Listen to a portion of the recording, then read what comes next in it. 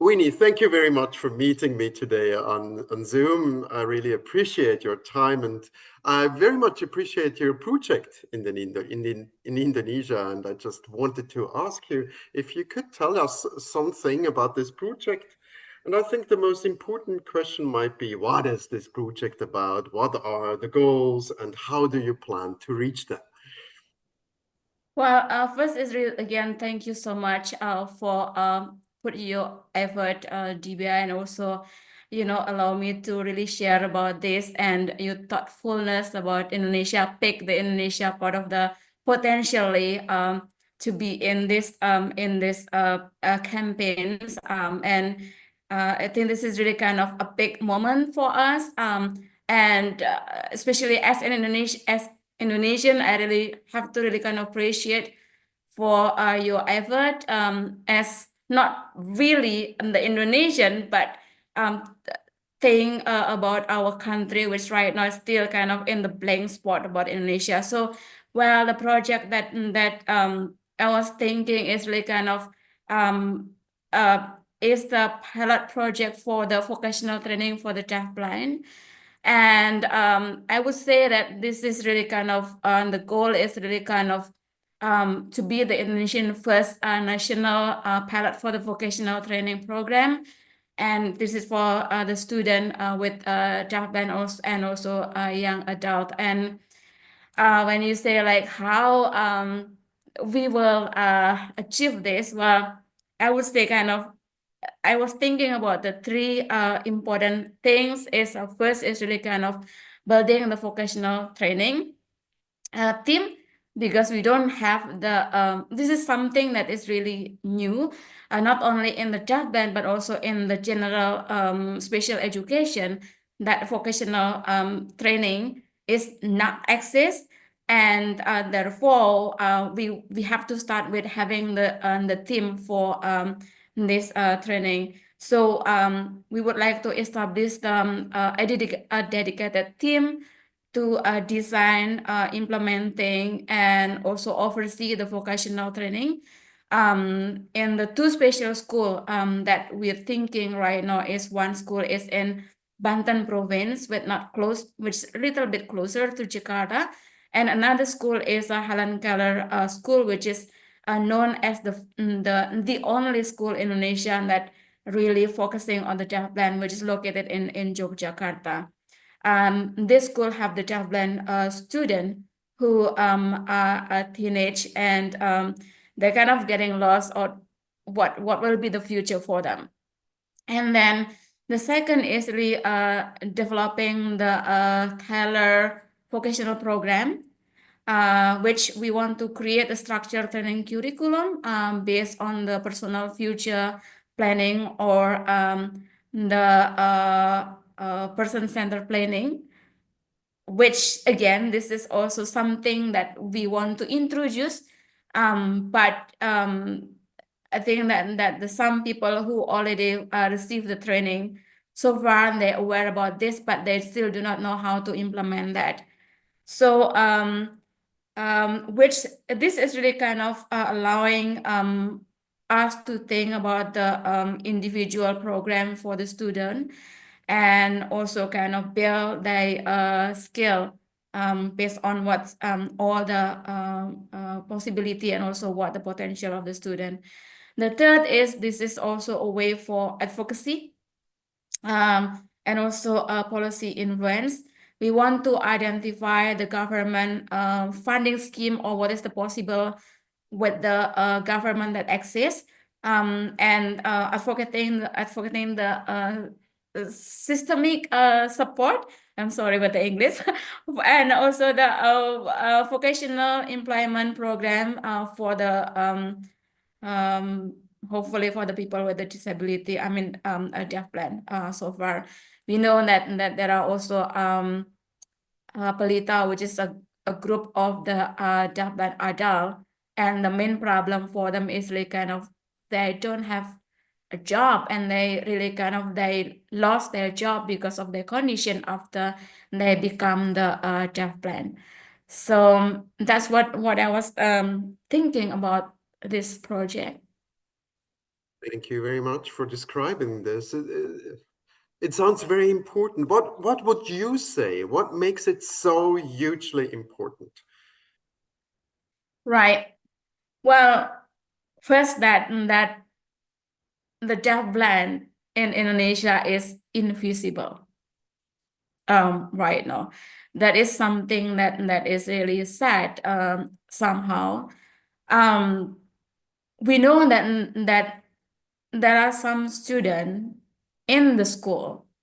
The problem is that they're often unrecognized. They are in the school for the deaf. They're in the school for which right now in Indonesia is that all the school with special school, they have to enroll all the students. So the potentially for having deaf student in any special school is really kind of high. And but however, even when they are already in the school, they don't receive kind of the special support, or they only receive a little support.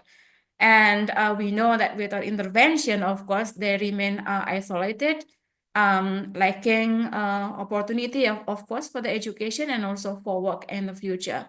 So I was thinking like the reason there are four key reason that this has become important right now for us is first that there is a lack of vocational pathways for the deafblind youth and also adult.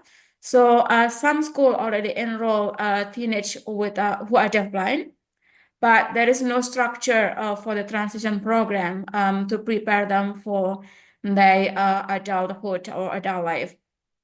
The second, I do believe that we only can change if there is a success story which can inspire community, government, as well as educator, as well as other parents.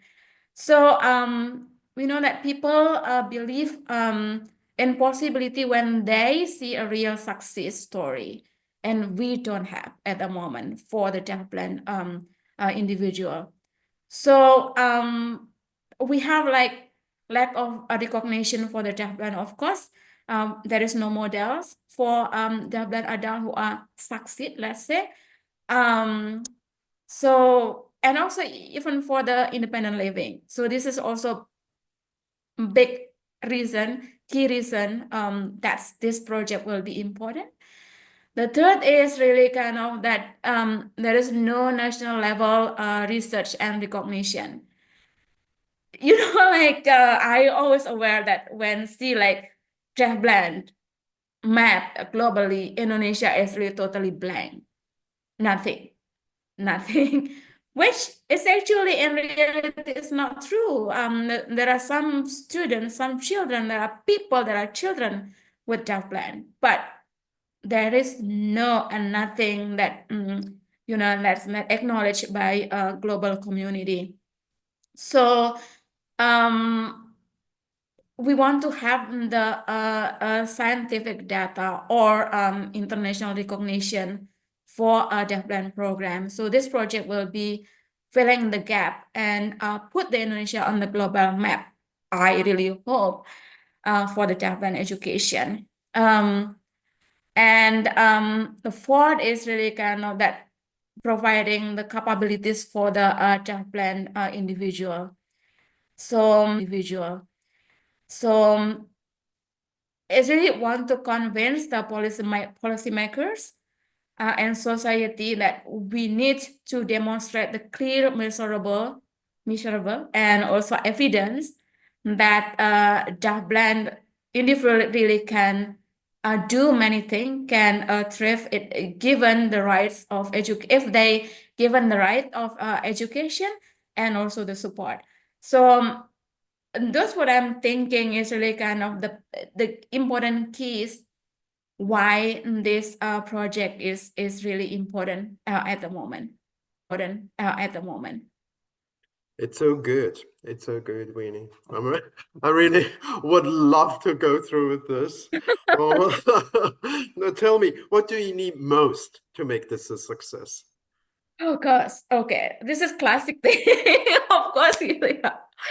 this is a classic thing, but as we cannot really kind of ask the government at the moment, and there is still no attention to the government, which if the government aware, of course, they will be easier. Okay, but when you say what is the most, well, first, well, I would go to the second first rather than first. The second one is like kind of that the government and the NGO partnership and support. So we seek the collaboration with the policymaker, international NGO, of course, well-known NGO like the Deafblind International, and also local organization to ensure that this program is hopefully will be sustained and scalable, can be disseminate or also duplicate, hopefully across Indonesia, of course.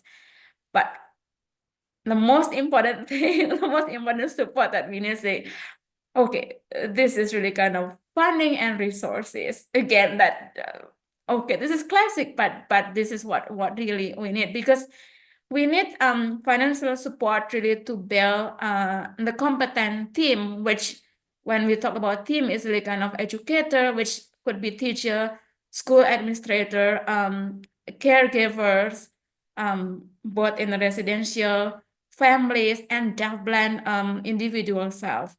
So we need to develop the trainings for them, provide the facility to start this vocational training, and other thing that is really necessary for piloting the project and show the case that we can do and this is possible.